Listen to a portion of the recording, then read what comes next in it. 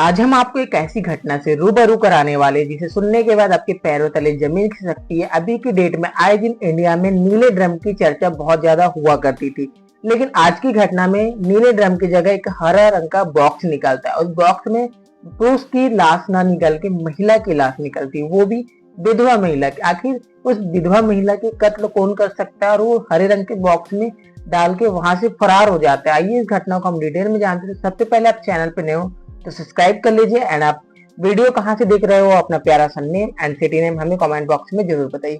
तो आज की जो घटना है वो मध्य प्रदेश के मैहर से लगे एक गांव से है, जहां एक महिला रहती थी विधवा।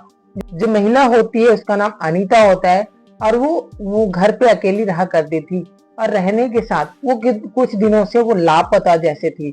जैसे आस पड़ोस वाले सोच रहे थे कि अनीता जो है वो अपने रिश्तेदार के यहाँ गई है, ऐसा सोच के वो ध्यान नहीं दे रहे थे। लेकिन काफी दिन हो चुका था और जब उसके रिश्तेदार वगैरह कॉल करते हैं अनीता को, लेकिन कॉल नहीं लगता है, तभी उसका भाई जो होता है वो काफी बार ट्राई करता है कॉल और 2-3-4 दिन के बाद कॉल नहीं लगता है तो वो तुरंत पुलिस थाने जाता है और पुलिस थाने जाके अपने बहन के लिए रिपोर्ट दर्ज करा देता है। रिपोर्ट दर्ज कराने के बाद अपने रिश्तेदार के साथ पहुंचता है उसके घर अनीता, जिसकी हत्या हो चुकी थी पहले से ही और उसको नहीं पता था। जब उसका भाई उसके घर आता है और घर आने के बाद देखता है कि दरवाजे पे ताला लगा होता है, तो ताले को तोड़ के उसका भाई और उसके रिश्तेदार जो है वो अंदर जाते हैं तो अंदर से बदबू आती है। तभी उसके भाई का नजर रूम पे पड़े एक हरे रंग के बॉक्स पे पड़ जाता है। वहां बॉक्स के नीचे कुछ मतलब खून के छींटे वगैरह थे जो थे, वो देखकर वो समझ जाता है और तुरंत वो पुलिस को इन्फॉर्म कर देता है। पुलिस को इन्फॉर्म करने के बाद पुलिस जो है वो तुरंत मौके पे पहुंच जाती है। पहुंचने के बाद अपना काम करना स्टार्ट करती है। फिर जब बॉक्स को निकाला जाता है तो उसमें से निकलता है उस विधवा महिला की लाश, जो कि उसके सिर पे भारी भरकम वार हुआ लोहे की रॉड से। और उसके बाद उसका भाई जो था वो देखकर लाश को सदमे में चला जाता है। सदमे में जाने के बाद होता क्या है कि जो पुलिस है उसको लगता है कि ये लूटपाट का मामला है, आत्महत्या का मामला नहीं है। तो उसके बाद बॉडी को वो पोस्टमार्टम के लिए भेज दिया जाता है। पोस्टमार्टम का जैसे ही रिपोर्ट आता है तो पता चलता है कि इसका जो मृत्यु है वो 28 अगस्त को हो गया था।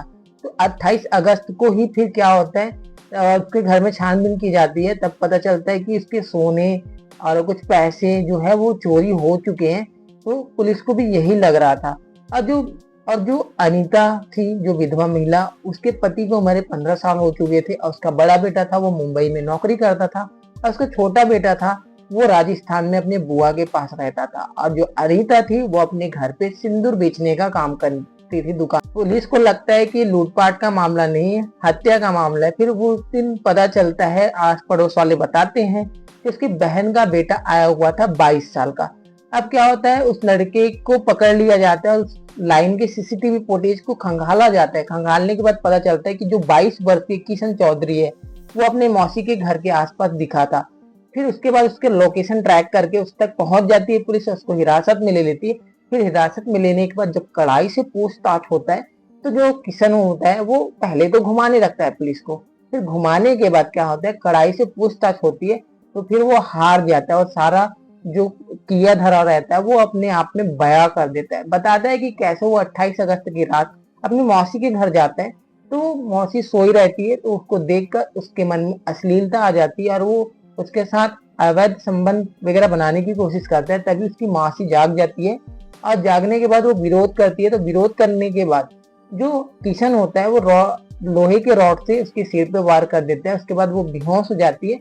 उसके बाद वो शारीरिक संबंध बनाते हैं। शारीरिक संबंध बनाने के बाद उसके घर में जो जेवर पैसे थे वो सारे उठा लेते हैं और उसको लगता है कि अगर मौसी किसी को बता देगी इससे अच्छा इसे गला घोट के मार के फिर उसको कपड़े से लपेट के वो उस हरे रंग के बॉक्स में डाल के वहां से निकल जाता है। और जो किशन कुमार है वो ये सब चीज करने के बाद वहां से फरार हो जाता है। और फरार होने के बाद जो पुलिस है वो शिद्दत से जांच पड़ताल करती है तो किशन कुमार तक पहुंच ही जाती है और किशन कुमार को हिरासत में ले लिया गया और आगे उसको जेल भी भेज दिए गए।